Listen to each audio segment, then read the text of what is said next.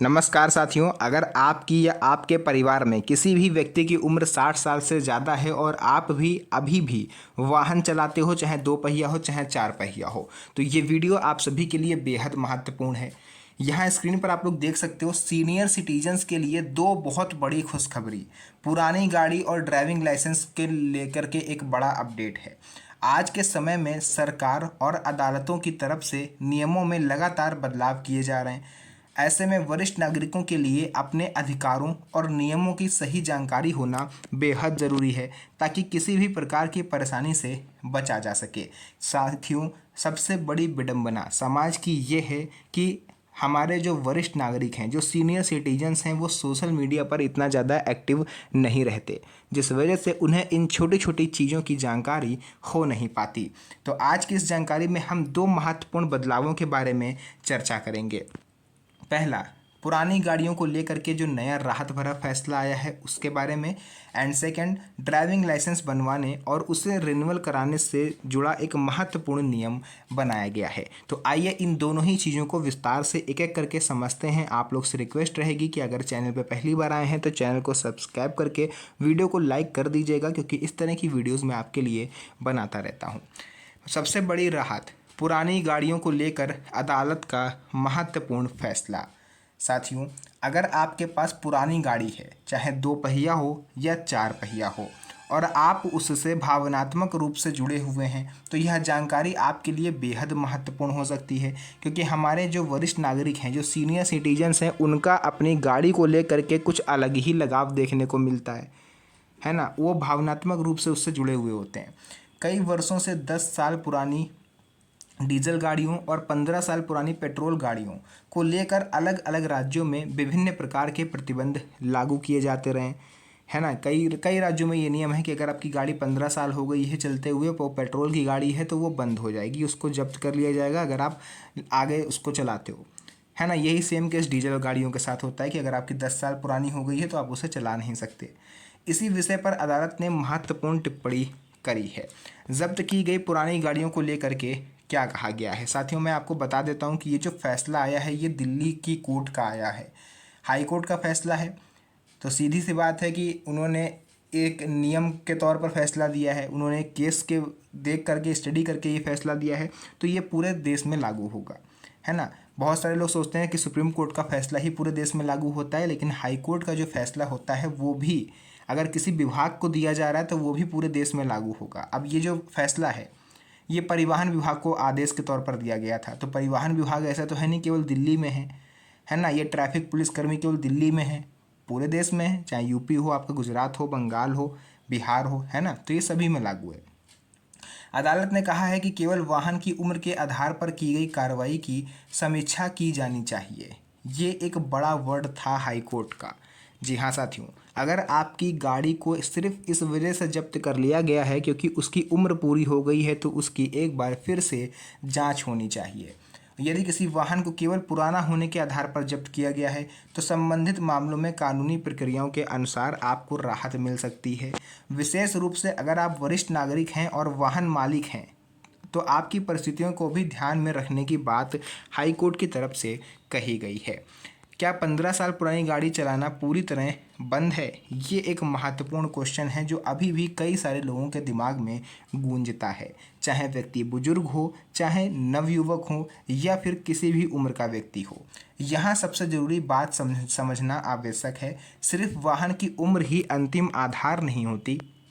यदि वाहन फिटनेस मानकों को पूरा कर रहा है, सभी दस्तावेज अपडेट हैं, प्रदूषण प्रमाण पत्र वैलिड है, रजिस्ट्रेशन और अन्य आवश्यक औपचारिकताएं पूरी हैं, तो संबंधित नियमों के अनुसार वाहन का उपयोग आप कर सकते हो। हालांकि अलग अलग राज्यों और क्षेत्रों में नियम अलग अलग हो सकते हैं, लेकिन ये आदेश पूरे देश में लागू हो रहा है। यानी कि अगर आपकी गाड़ी की कंडीशन बेटर है, अच्छी कंडीशन में है, ना तो धुआं निकल रहा है साइलेंसर से ज़्यादा, ना ज़्यादा आवाज़ कर रही है, टायर वगैरह ब्रेक वगैरह सब कुछ सही है, मशीनरी सब सही है, तो आपकी गाड़ी को पुलिस इस वजह से जब्त नहीं कर सकती क्योंकि उसकी उम्र पूरी हो गई है ना। अगर उसमें कोई दोष है तो ही वो जब्त कर सकते हैं। सीनियर सिटीजन को कैसे मिलेगा फ़ायदा? बहुत से वरिष्ठ नागरिक अपनी पुरानी गाड़ियों से भावनात्मक रूप से जुड़े हुए होते हैं। कई लोगों के लिए नई गाड़ी खरीदना आर्थिक रूप से आसान नहीं होता। ऐसी स्थिति में यदि वाहन तकनीकी रूप से फिट है और नियमों का पालन करता है तो उसका उपयोग जारी रखने की संभावना बनी रहती है। इससे वरिष्ठ नागरिकों में आत्मनिर्भरता की भावना और ज़्यादा मजबूत होती है। और साथियों, सबसे महत्वपूर्ण बात यह है कि जो हमारे बुज़ुर्ग होते हैं वो जिम्मेदार ड्राइवर होते हैं। सड़क पर कह दिया जाए अगर कि सबसे जिम्मेदार ड्राइवर कौन है तो वो बुज़ुर्ग होंगे, क्योंकि इस उम्र में वो वाहन को बहुत ही आराम से चलाते हैं, बहुत धीरे चलाते हैं, किसी से रेस नहीं करते और जहाँ जाना होता है वहीं जाते हैं। फालतू का इधर उधर घुमाना नहीं है सड़क पर वाहन को, है ना। केवल काम से काम वो लोग रखते हैं, फालतू का लेके नहीं घूमते हैं कि स्पीड में रेस कर रहे हैं, कुछ और कर रहे हैं, है ना। तो इसलिए हमारे जो सीनियर सिटीजन्स हैं वो सबसे ज़िम्मेदार ड्राइवर हैं। ड्राइविंग लाइसेंस रिन्यूअल कराने वालों के लिए बड़ी जानकारी। अब बात करते हैं दूसरे महत्वपूर्ण विषय की। कई वरिष्ठ नागरिकों की शिकायत रहती है कि बढ़ती उम्र के कारण उन्हें लाइसेंस रिन्यूअल कराने में कठिनाई हो रही है, लेकिन वास्तविकता ये है कि केवल उम्र बढ़ जाने से लाइसेंस रिन्यूअल कराने का अधिकार समाप्त नहीं होता। क्या लाइसेंस रिन्यूअल कराने की कोई अधिकतम उम्र सीमा है? जी नहीं। सामान्य ड्राइविंग लाइसेंस के लिए कानून में कोई निश्चित अधिकतम आयु सीमा नहीं है। मुख्य बात यह है कि चालक वाहन चलाने के लिए चिकित्सीय रूप से सक्षम होना बेहद ज़रूरी है।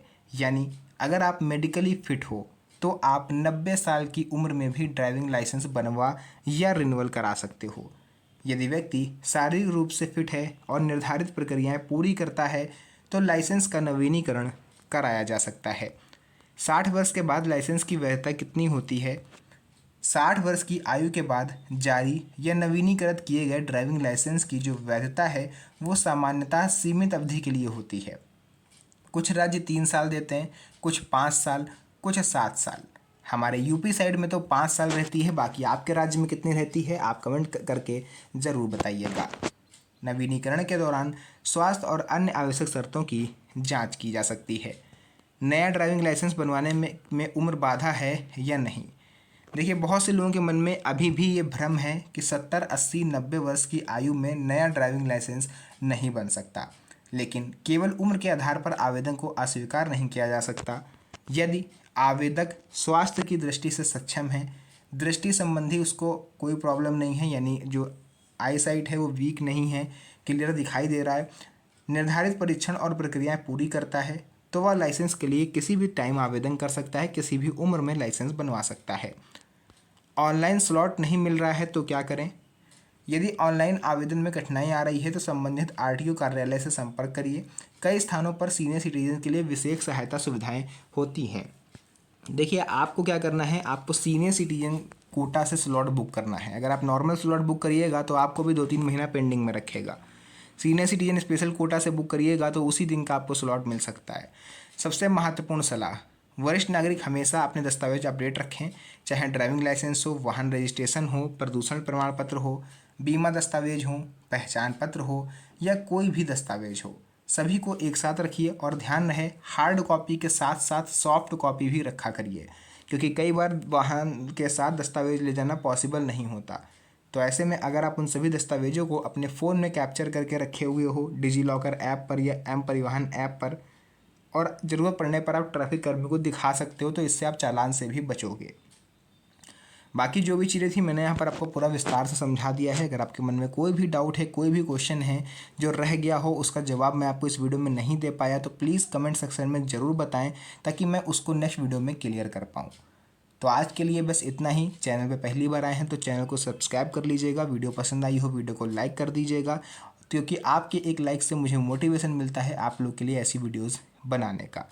तो आज के लिए बस इतना ही। फिर से मुलाकात होगी आप सभी से एक और नई मज़ेदार वीडियो में। तब तक के लिए धन्यवाद। जय हिंद।